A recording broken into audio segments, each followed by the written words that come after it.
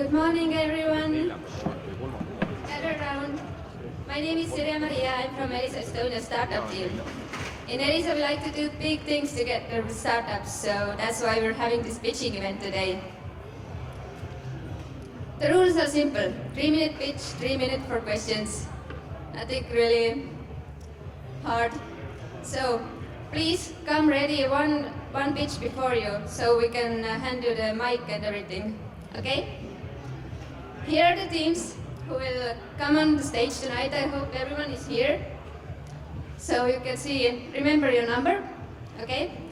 And jury will after that decide who will win 10 hours of mentoring from Elisa's experts. So that's pretty big.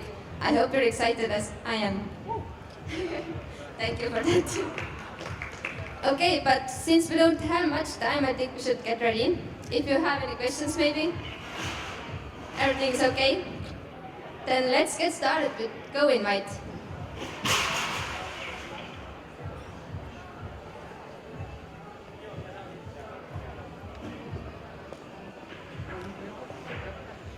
Hello, my name is Evelyn and I'm from Go Invite. I have a couple of questions for you at first. Raise your hand if you have friends. Raise your hand if you made friends back at kindergarten or high school time. It was quite easy to make friends back at that time. But raise your hand if you know how to make new friends right now, nowadays. Not business contacts or new husbands, wives, just new friends. Do you know how to make them now? Well, that's good that you know how to meet them. We know also. So basically, we have a solution how to meet new friends, and that solution comes with a bonus. We also know how to spend time with your new friends. I have the slides here. The two problems what we are solving, everyday problems, is how to meet new friends and where to go out with your new friends.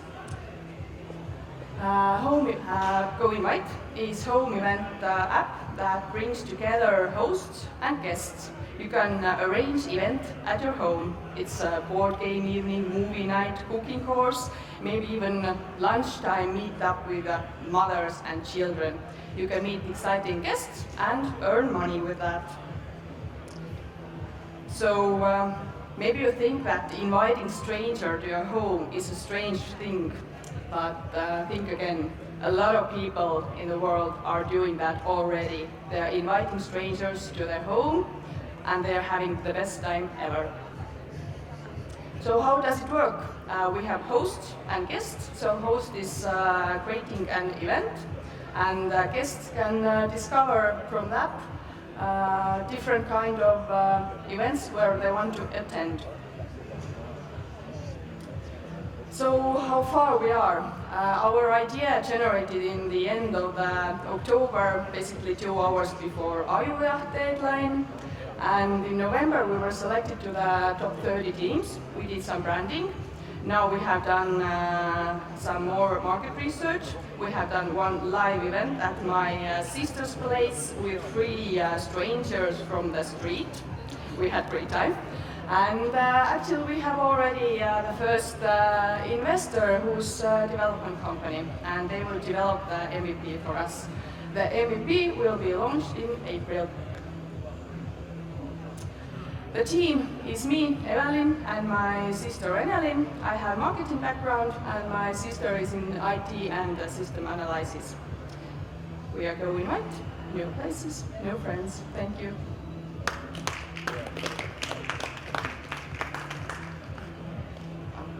Evelyn, thank you for the pitch. My main question is about the financial model. Could you explain that? Commission. If you have event that guests will pay for, then we will take the commission. It's kind of similar to the Airbnb. And of course, in the future, we will have advertising also for companies. Okay, so you had a test event with three strangers. What did these strangers pay? Nothing. We didn't. It was the first live event, and we plan to do a couple of live events in February also, and then we plan to ask the money, because then we won't host at our place. We will one event will take place in one foreign student who will have movie night. Okay. And what's the financial plan, or what's your aim? We have figured out that in 3 years, our revenue will be 2 million. And we're not talking about Estonian market, of course. Estonians are not so open culture also, but US is the market where we want to go. Okay.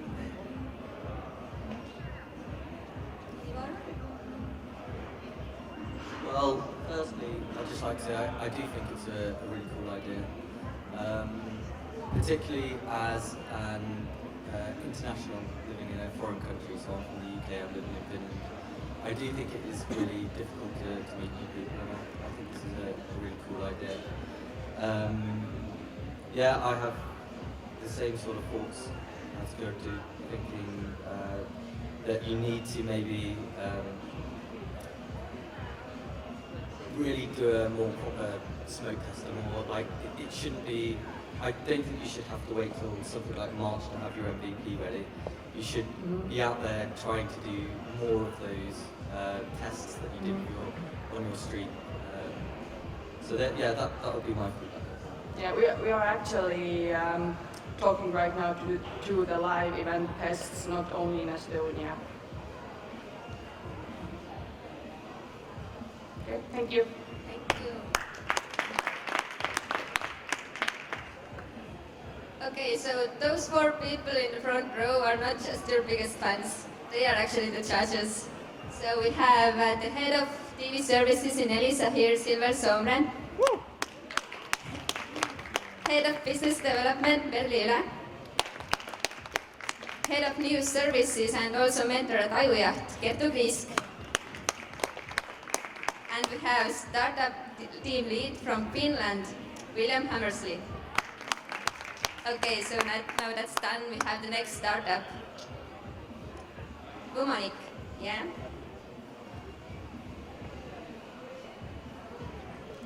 Hello? Okay. 21,916. That is exactly how many Uber rides were taken in Mumbai, India last night. 48% of these riders were female, and 22% of the riders were taking super fancy premium rides. The average cost, 182 rupees. How do I know this? Well, people say all the time that data is the new oil, but what they fail to mention is that it's good data that will make or break your business. And today, businesses lack information on their consumers' needs. We felt this problem ourselves, so we decided to solve it with Vumonic. Vumonic is a next-generation market research platform that uses innovative technology to anonymize and build consumer insights in real time. Our proprietary technology is built directly into apps that over 100,000 people love and trust every day. And we use those data points and those people to build beautiful insights. So, you know those email receipts you get in your email inbox? Using our proprietary technology, we take that unused piece of data and we turn it into a valuable business insight. Like this. So, for example, 9% of Uber's most loyal customers churned over to Taxify last month in Talent. Why? These are exactly the sorts of questions that businesses pay us an average of 60,000 euros a year to answer. Our current customers, Amazon and Flipkart, are the largest e-commerce companies in India, and they are obsessed with our product.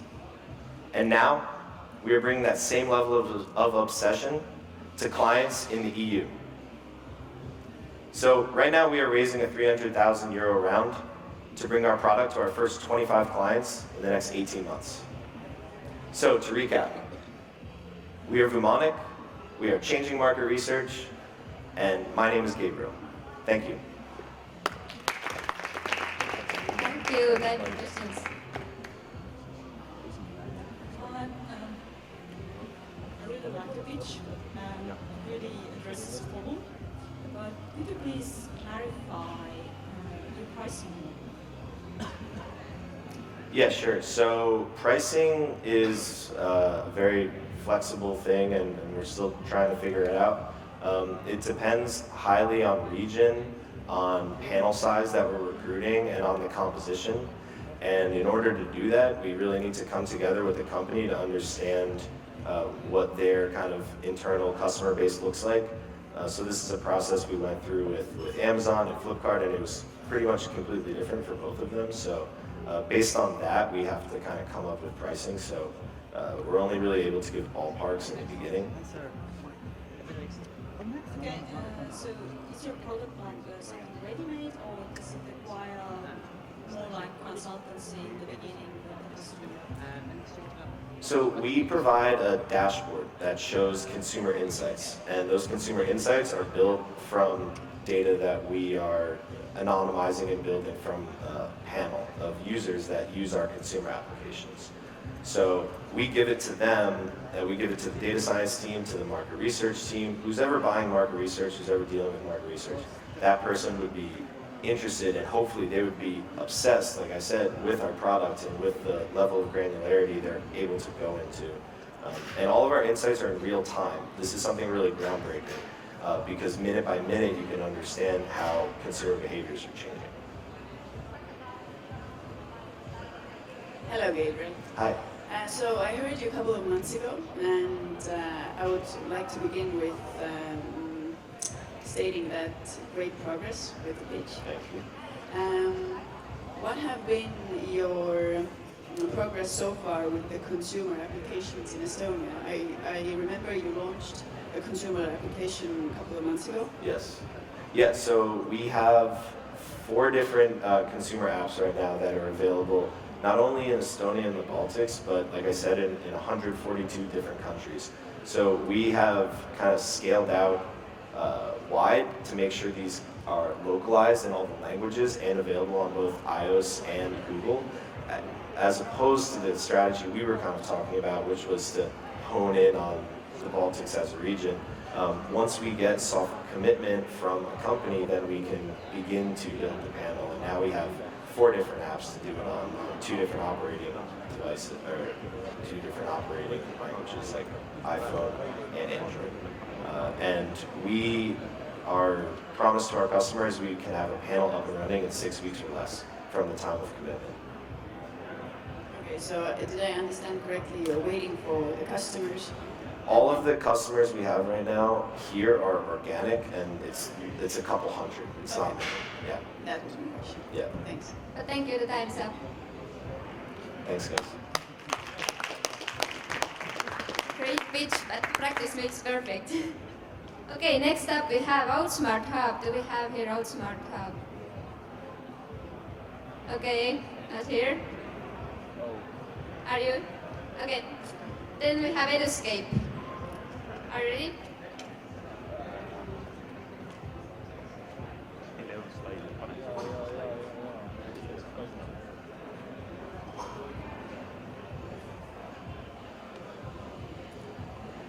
Hi everyone and happy Startup Day.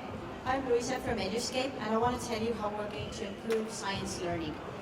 Our clients are parents who know that their kids are going to need science knowledge and skills to succeed in the 21st century, but they don't have the tools to help their kids develop their skills and problem solving. We offer them an escape game kit that they can order in mail and turn every room they want into an escape room that is science themed and develops students, our kids, learning and helps their problem solving skills.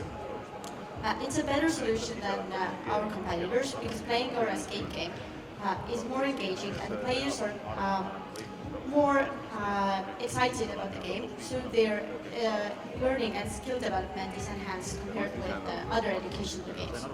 Our main source of revenue is sales of the game kits. We're currently at the testing stage. We've tested this first kit that we have made with 2 schools, and the students said it was a huge success and they liked the product. So now we are fine-tuning it, and we will be ready to show the finished prototype in the Scientix conference in February. We also have a second kit that we are developing currently, so if you want to purchase it, then you can do that on Hawaii, so go check us out. We are going to sell our product online, and our first aim is to enter the US market, where there are approximately 18 million families who have kids the age of our game kit. There are no strict regulations to entering the market, and the competition in educational games is not very high. Actually, there are very few educational games that take place in real life. And we believe that with the growing concern for the children's internet use, there is a market for a real-life gaming alternative for the online gaming. During the first year, we want to design and test 3 escape game kits. We want to test the market and start selling the first kit. And in the future, we want to broaden the game kit's choice and spread to different markets worldwide. We do have the required science knowledge, and we also have the pedagogical knowledge to design a game that is both exciting and enhances learning at a deeper level. In our team, we also have a designer and a financist, so we believe we have the know-how to start changing science education all around the world. Thank you.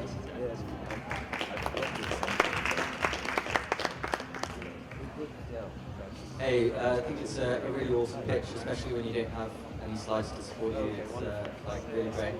And yeah, I think you're on to something there. Like escape rooms are like really popular obviously nowadays, and like parents obviously value their kids' education very highly. It's a great market.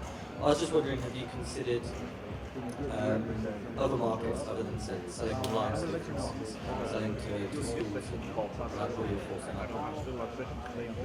We are considering it as well, because we think that if the product is a success with parents, then teachers will also come on board. At first we thought that we would address it through the teachers first, but we've discovered they are a little bit difficult consumer to approach, so we're trying to approach the parents first and use teachers as influencers for supporting the product.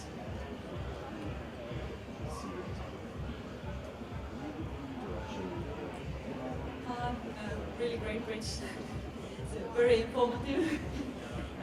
Have you thought about somehow developing the product itself the way that you can buy like additional components to the existing start kit?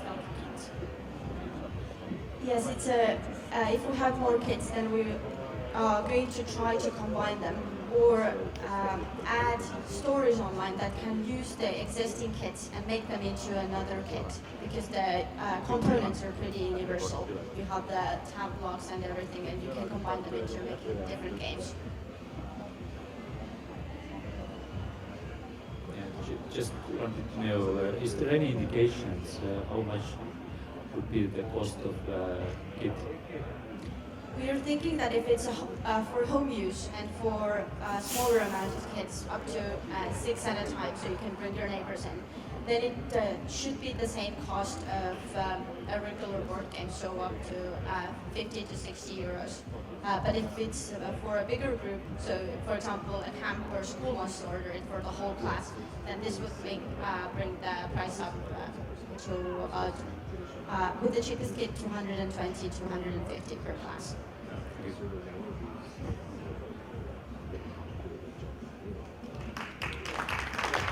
Thank you, that's great.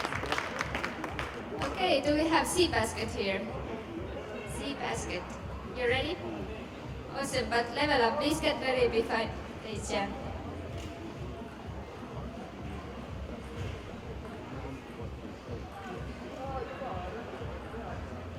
Okay. A little moment to take a break.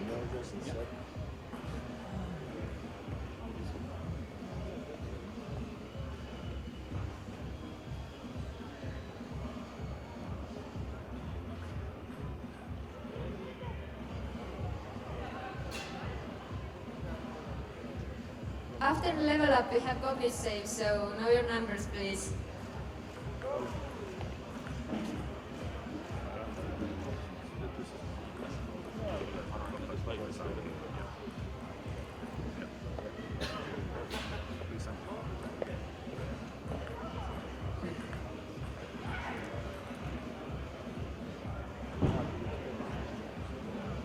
Seems like we're ready.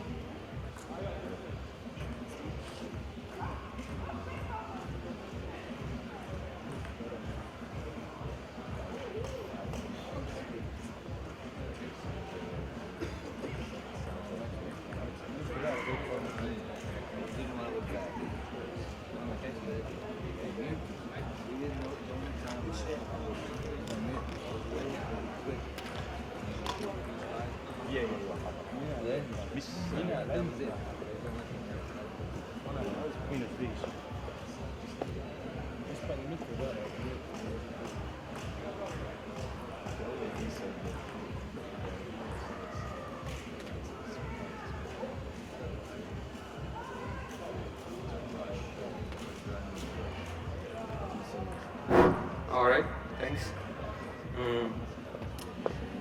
I'm sure most of you remember waiting in a cashier line with the groceries, but all we wanted to do is just buy your goods and go.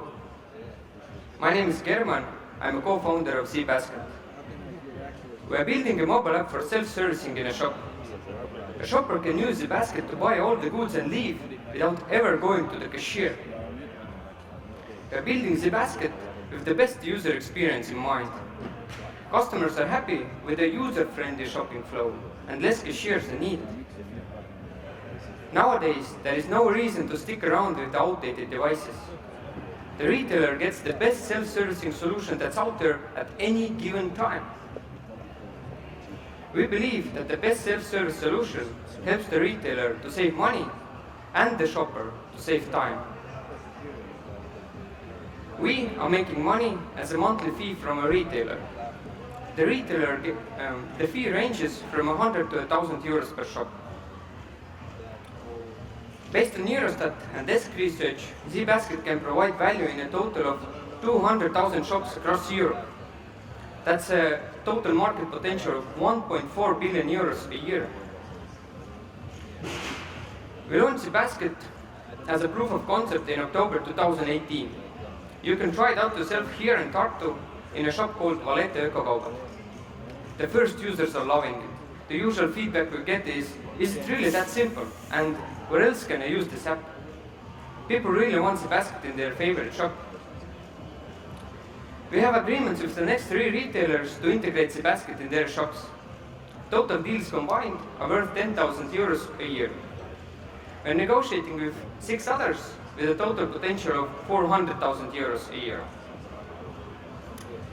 We plan to launch in Estonia and expand to the Nordics and other European countries. By the end of this year, we expect to integrate zBasket in 3 large retailers with a total of 100 shops. This will give us an annual revenue of 500,000 euros. We are looking for retailers who want to provide their customers the best shopping experience and other partners who are interested to improve the shopping experience with us. Last week, I waited 24 minutes in a cashier line. That's exactly 24 minutes more than I would like to. Let's get in touch if you're interested to fix that and see if it can be a good match. I'm German from zBasket. Thank you.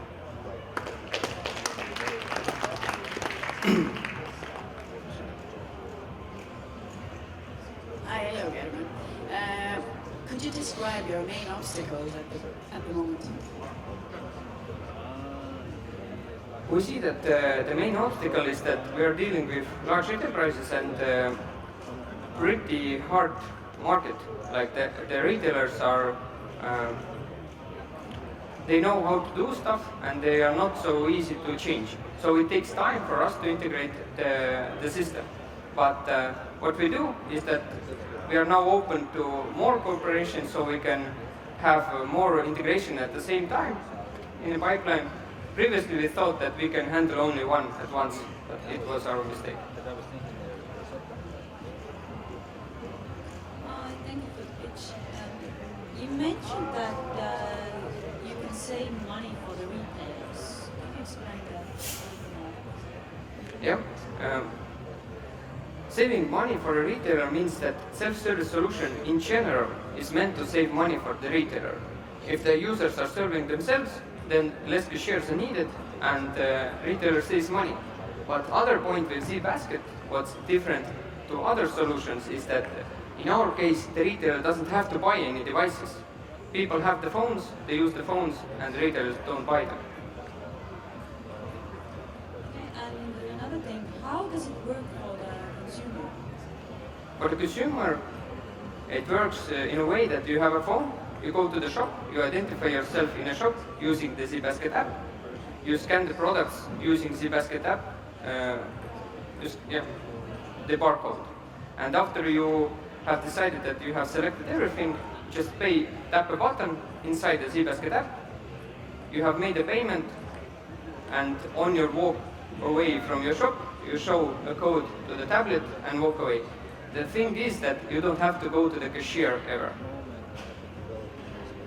And from your side, what's the business model? So how much of a cut are you taking? We're charging a monthly fee from a retailer, and the fee ranges from 100 to 1,000 euros per shop.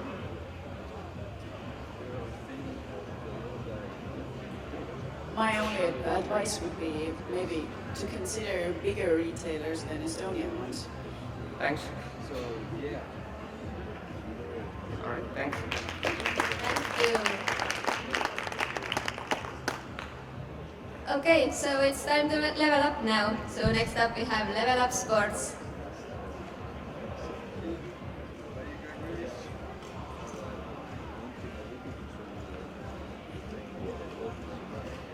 Can you hear me? Perfect. Clicker. Hello everyone, my name is Miklos. I'm Argentinian and I love playing football. Well, obviously. A couple of years ago I scored the goal of my life. It was one of those perfect moments. It's spring, the sun is shining, there's a long ball coming towards me. Behind my back I see the goalkeeper run out, so before the ball falls I flick it in my head, it goes over the goalkeeper into the net. And I wish I could show it to you, but instead all I can show is this empty screen, because nobody recorded the game. And so this is one of the reasons you should do it. You will be able to capture those special moments that happen so rarely and so unexpectedly. But here's the problem. Less than 1% of teams record their games. Why? Well, for one, you need a lot of equipment. You need a camera, SD cards, a battery, and a laptop to edit the video. Second, it takes a lot of time to process this video. You have to watch the whole thing again, cut out the important moments, put them together, export, share. When it comes to streaming, the process is even more tedious. You need a camera, a decoder, a modem, connect this to power. We believe it's all about making it simple, and hence we're introducing Level Up, the app that makes video analysis simple for sports teams. And this is the new setup that we think will change the game. A tripod, an iPad, and this button. So now you just set your iPad on the sideline to film, while you as a coach can use this button to tag the important moments from a distance. This will help you turn your long videos into short and relevant clips that you can start working with right after the game. And if your iPad is connected to the internet, you can use it to connect to Facebook Live or YouTube Live and live stream your games directly. So how do we make money? We sell licenses to clubs starting at 67 euros per month. They are the customers, the coaches and players are the users. We recently launched to the App Store. We already have 5 paying customers, and here in Estonia we're doing a dozen of trials, including with some of the biggest clubs in the country. We have a team of 5, talented and passionate, plus the sort of wise guys backing us. And today on stage I want to propose 3 possible collaborations we could have with Elisa, because I think there is a way to incorporate you as well. My insight here, while going visiting clubs, is that a lot of leagues that are below the level where you could TV broadcast, they are still interested in live streaming, but they can do it in an easy way. That's why they're relying on live services like Facebook Live, YouTube Live. However, in order to do this, they need devices for the coaches to do this in a consistent way. And right now they're using their own phones, their own data, and I think the proper way to do this is using dedicated devices. Sponsorship deals, revenue sharing. Quickly recap, we make it super simple and accessible to work with video. I'm Miklós, we'll level up. Thank you. Hey, so well, I used to play football myself in East London in marshes, and also a lot of like side football as well. And the games that I played, lucky enough to have the cameras, and it really does add a lot of value, I think, for the actual consumer, for the players and the teams, having that content. Not just for the coaches and the coaching, but just being able to see those moments of the game you played later. Really do see the value, I think it's awesome. And Elisa actually do have some activity on filming of amateur sports. So we have a business called Kepit. We're doing exactly this, but maybe like just a level above. So I think this is really very, very relevant for us. And, this is amateurs and semi-professionals, we target the long tail of sports. And I just wanted to clarify, so with is it purely the application, or are you selling the tripod? We don't include tripods and iPads, but we include all the necessary accessories like this plastic mount you see here, the button, and then you get it all in one bag when you pay the yearly plan. And then, okay, so you mentioned you have the clicker. Yeah. Is that literally just putting a timestamp during the video, yeah. So you get sent the video? Is there any other kind of you create highlights or anything like that? Yeah, well I didn't show you because I didn't want to go that much into details, but within the app, you have the screen where you can register goals and more actions, and then we have a more professional plan where you can really go into the details, each player breakdown shows by attributes and stuff like that. That's something that maybe at higher level people need. But you realize that a lot of teams, all they need is just a few clicks, and so that's why we have this version where it's really simple, just click, maybe register goals, chances, and yeah, just watch them immediately on the iPad afterwards. Okay, thank you very much. Thank you. Thank you. That was great. Next up we have Cognisave and Universal Blockchain Language. Please get ready behind the stage.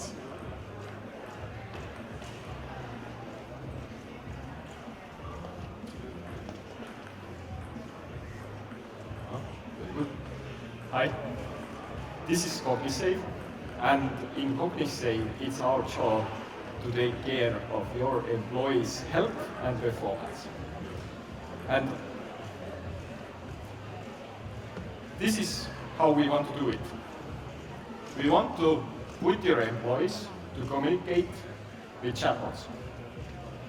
So you would use AI, and AI behind this will try to communicate with all the employees in the company, try to figure out the problems, and come up with solutions. So here we are doing just like a simple set of discussion, and the AI is figuring out that there is something wrong with me, that I'm not giving an answer I gave yesterday. So yesterday I said I was feeling super. Today I'm a little bit anxious. And we're going to figure out why I'm anxious. So, oops, I have this speech today. So it kind of makes me anxious that I have to be on stage. So we can do something about it. So there are like these short hacks, there are these long-term hacks we can use, and we can teach Cogni to teach these to people when they need it. So, for example, here I'm doing a breathing exercise.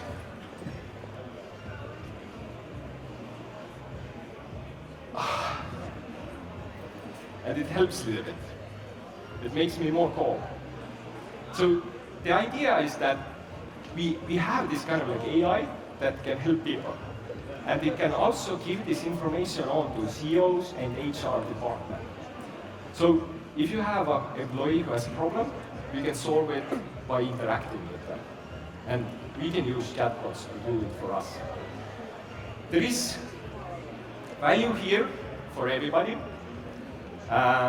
there is value here for bigger companies, there is value here scientifically, because we get more data. We get big data.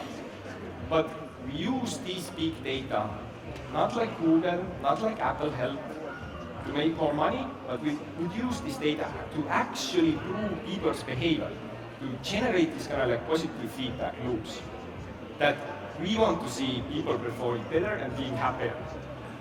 That's the idea. So we are a pre-seed company. We are working on a prototype. I have a team of 3 people. They are mostly bachelor students and I. By the way, my name is Taavi, so I'm a PhD student in neuroscience, and I can tell you how this thing should work in the future. Thank you.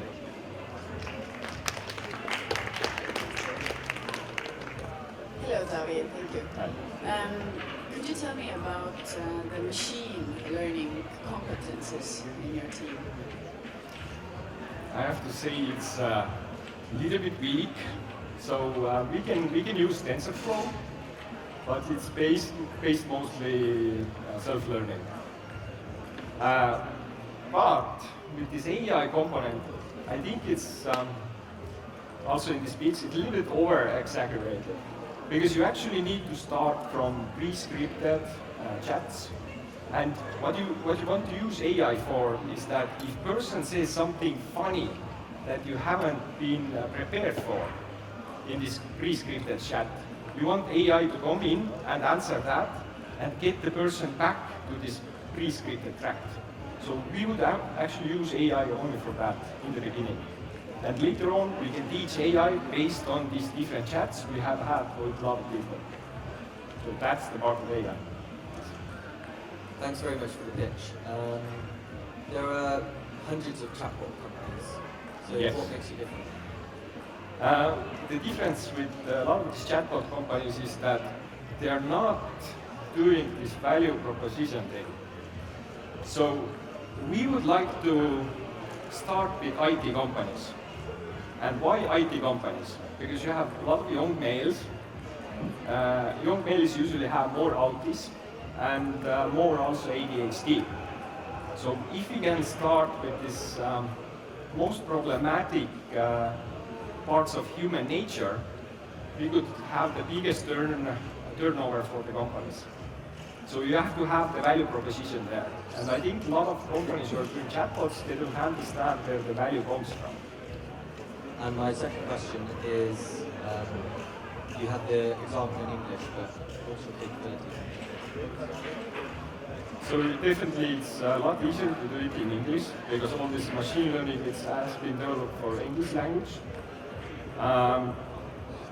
For example, here in University of Tartu, we have a very good machine learning competency, where they're trying to translate automatically from English to Estonian.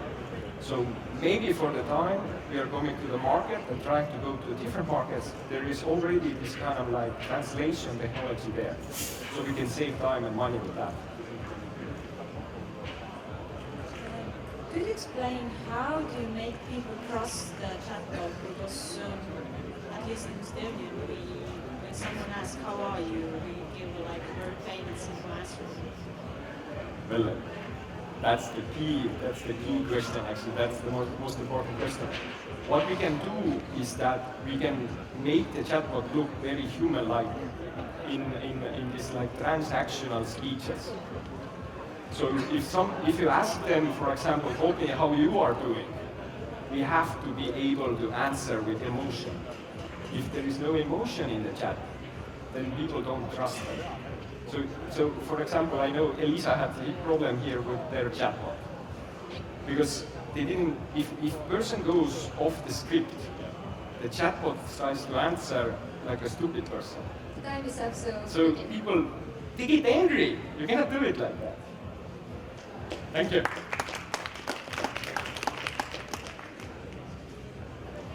Thank you so much. Next up we have Universal Blockchain Language. Let's hope they will speak in English.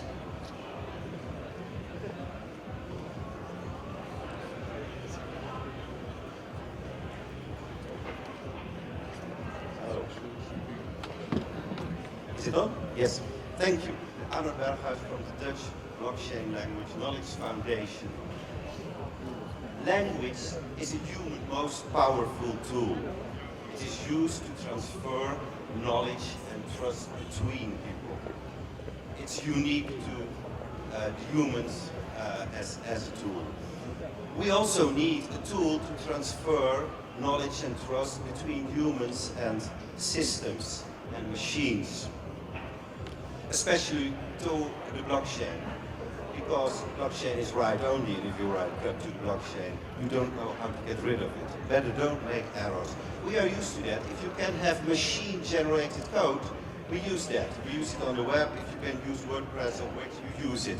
It's better. You're 10 times faster to the market. You have maintainable code. You can build organic. In our language layer, there is a contract cycle management mechanism. And you can also read the code. You have regulatable code. And basically, as for example, a country as Estonia or as an industry, you can own your own compiler and protect your intellectual property. It's not easy on the blockchain because everyone can read your smart contracts. So how does this blockchain language work? Well, simple. I give you two languages. I take two most difficult languages you can imagine. Estonian, of course, and the other one is Japanese. And I give you everything that belongs to that language. The grammar, the ontology, the semantics, and other parts. And I ask you to make a mathematical translation function between those languages. That always works and that you can verify. Well, this is what our compiler and language is. Google Translate cannot translate English into Java code. Our compiler can do that. It's a mathematical function. Based on research in the northwest of Europe where people are busy translating one language into another using only mathematics. So, how to get to the market? First, it's important to go to places where our language can grow, and that is one of them is Estonia, because you are ahead with exactly the same kind of technology, first order predicate logic, and also not important, unimportant is that Estonians can use secrets. Because, look, we don't want to have it open source yet, but a little bit later. We agree that language is a tool from and for people, and it's hard to hide. Everyone is working on this, on such a translation function, but we are just first. I guess that was the main. Okay.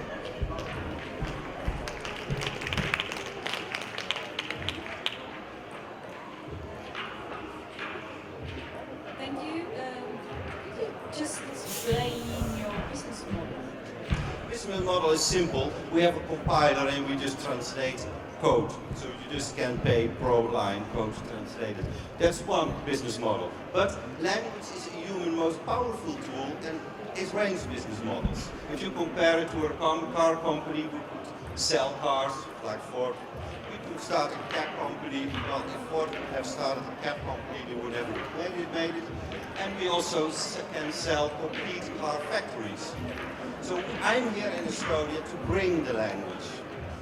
So we transfer the language to an Estonian entity because I believe in the long term Estonians want to have this compiler themselves because it's their intellectual property. And we just make a new entity here and we transfer this mathematical secret. Who are your customers? Where do you see that? The customers are basically, it can be industries, because with such a tool you can program faster, you can grow more organic, you are just closer to the market. That's one thing. It can be countries, because if you, blockchain is all about compliance and certification, then of course you need to get the government involved. I need to have my language here in Estonian, on an Estonian compiler.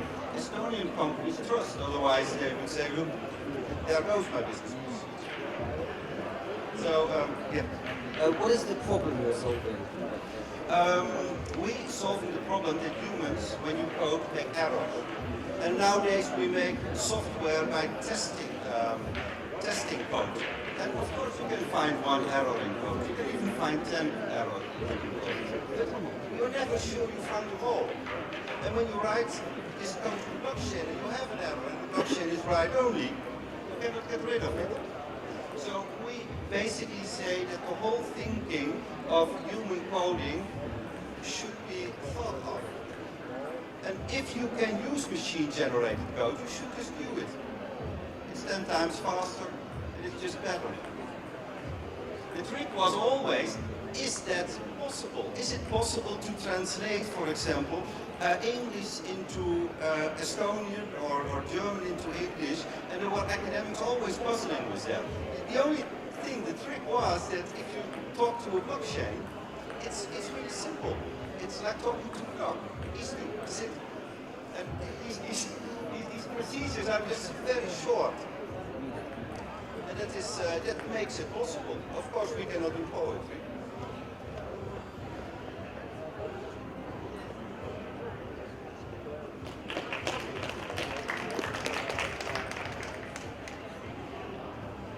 Thank you. No more bugs? That's something for me.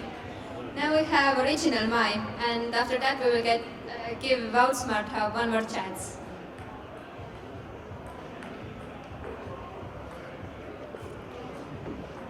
Okay, hello, I'm Edison. I'm the CEO and founder of Original Mime. We participated in some accelerator programs in Brazil on Google 2 times. And let's talk about red tape and the bureaucracy. In Brazil, we have a lot of that. You know notaries in Brazil? They have more than $4 billion in revenue per year, taking money from people, doing everything's bad. Time, paper, and costs a lot. Well, we have traction, we are growing, we have revenue, we have customers around the world. And our target market is very attractive too. We are involved on those 4 verticals. Our business model is B2B2C, SaaS model integrated by APIs. And how do we do that? Fighting the bureaucracy in Brazil. We have 3 main products. We verify your identity and issue a blockchain ID. And with that blockchain ID, you can sign documents and certify digital documents. You do that a lot here in Estonia. In Brazil, we don't. And around those tools, we develop a lot of use cases. One example, we have a partnership with one notary. In Brazil, we have 15,000 notaries. With just one notary, we have an integration, and with that integration, Brazilians don't need to go to the notary to get a stamp on a document anymore.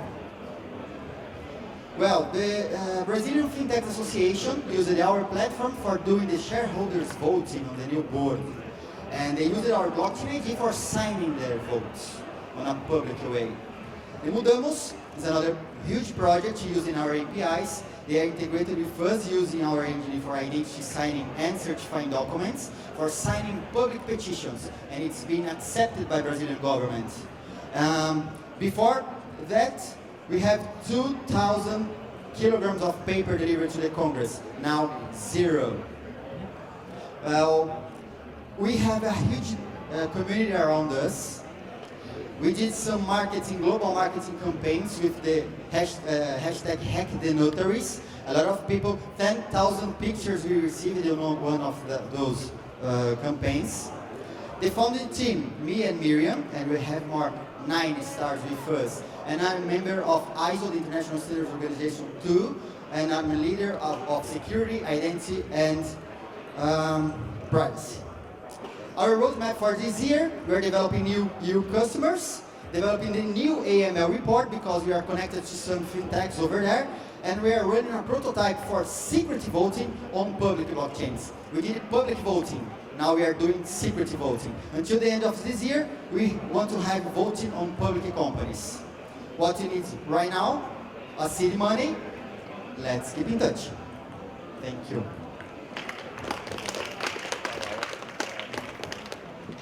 Hi, my main question is, why are you here in Estonia? Yes, I hear that a lot. In Brazil, we have a lot of regulations, and I was the first guy talking about blockchain over there in 2015. I educated all the governments, all the regulators, all the banks, and all the markets. But they are afraid of blockchain and cryptocurrencies yet. Because of that, talking to lawyers, they told me probably it's better going out Brazil right now and providing our services to here remotely. Then we made a research around the world, crossing taxes, regulatory environment, and taxes and costs. And Estonia was on top of that. So we moved the company to here last year. And now we are trying to expand on EU market because the south of Europe, they have a lot of bureaucracy like us, Italy, Spain, France, and Portugal. They are a mess like us in Brazil. Okay, so, well, as we do have digital signature here in Estonia, I think you should do the pitches there. Okay, thank you. Thank you very much. Questions? No? Can you elaborate on your pricing? Oh, sorry? Your pricing. My pricing? The business model and the pricing. Okay. Our business model is B2B2C company. We want companies integrating on our APIs and providing services to their customers. On a white label, for example, they can construct every kind of thing on top of our framework of identity validation. One example, we have the AML report for some exchange, some fintechs and exchanges in Brazil. As we verify your ID, we provide an AML report linking your companies, your partners to another partners on many levels, doing research on many databases, and Google if you are related with policy in Google or government or politicians, it could be bad for your score. And they can have some kind of good decisions based on your score. So companies like that are integrating with us for improving what they will deliver to their customers. Knowing better your customer, your company customer, probably you can offer a better service or a better cost for them. So we have a monthly payment, okay, by integrating on our APIs. It depends on what kinds of service you have. If you just want to verify your customer, we have a table pricing for that. If you want the report, we have another price for that, okay?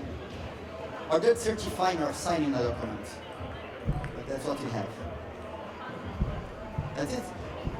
Thank you very much. Thank you for that. Now, one more chance for Outsmart Hub.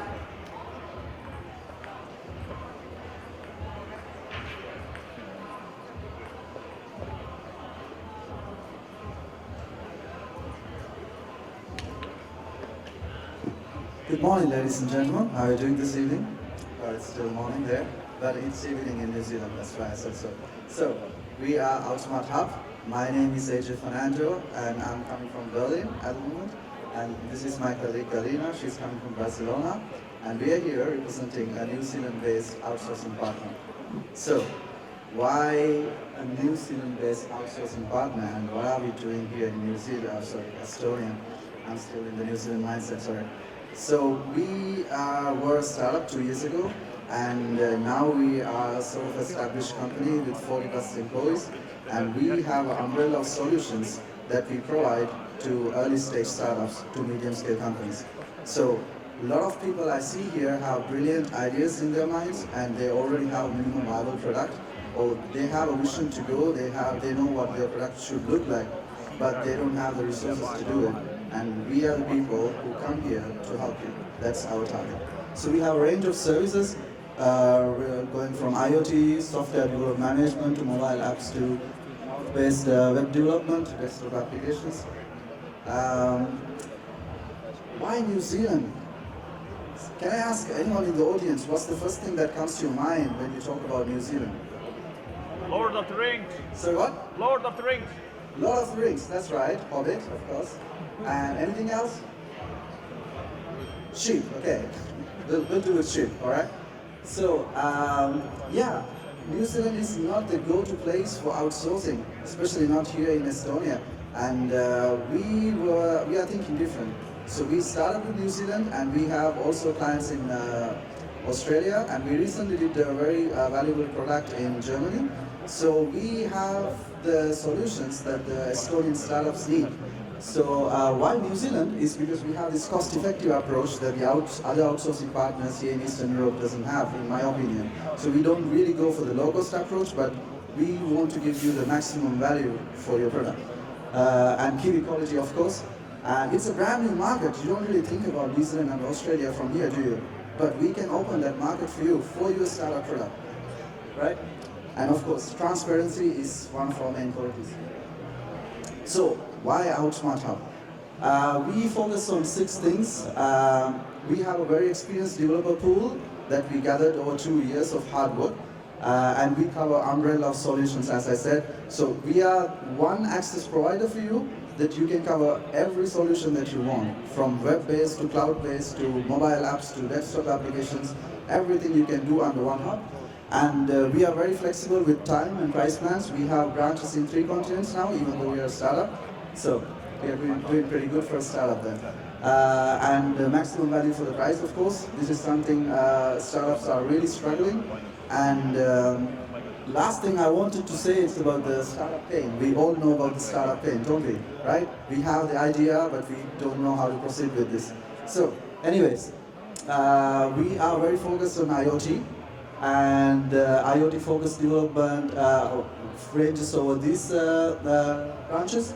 And my friend Galina will give you a quick idea about the stack and the project that we have. I'm sorry.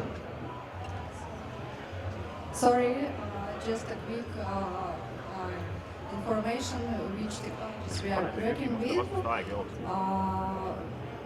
It covers a lot of your needs, and we also provide hardware when it's required, when it is needed for you.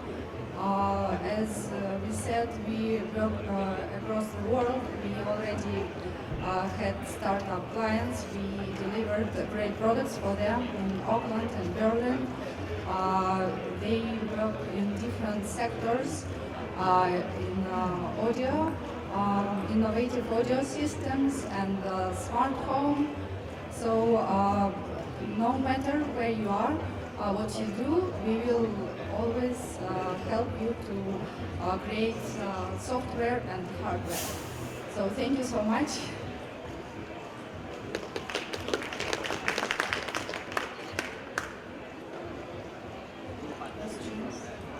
Yeah, thank you.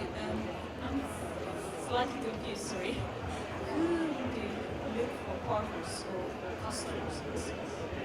So early stage startups to medium scale companies who already have their product in mind, but we kind of help them develop their product. So we give less risk for the investors because we give short time to market.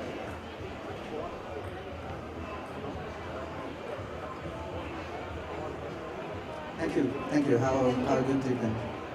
Thank you.